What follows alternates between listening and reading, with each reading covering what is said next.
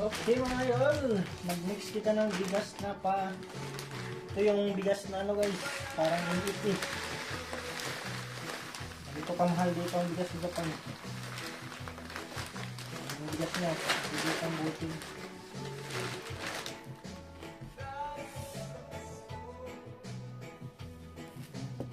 Nahalo ko ito para yung lasa niya hindi gaano ka ano, ganun ka hit. Ito isa, ito yung good rice. Ito ang pagkakaiba nila guys. Nakita mo.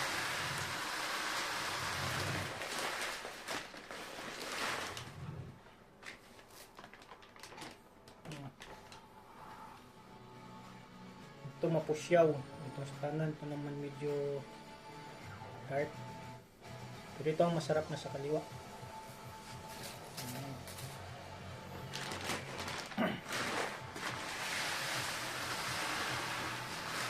Ganito ang paraan guys para makatipid tayo sa bigas.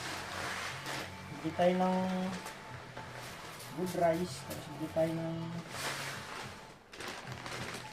halo. Ito kasi guys yung 10 kilos nito ay 6,000 plus. Ito naman kilos ay 3,000 plus. So kalahati yung ano guys, kalahati yung difference.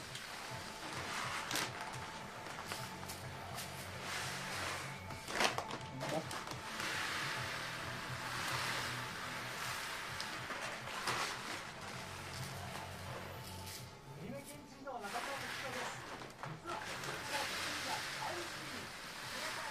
Kaya mahalo ko yung rice na yun.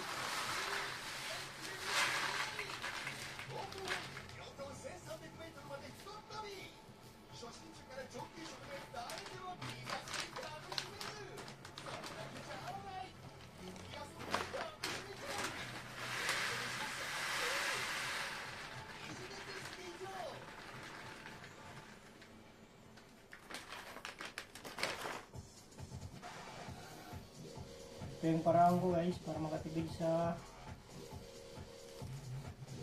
bigas.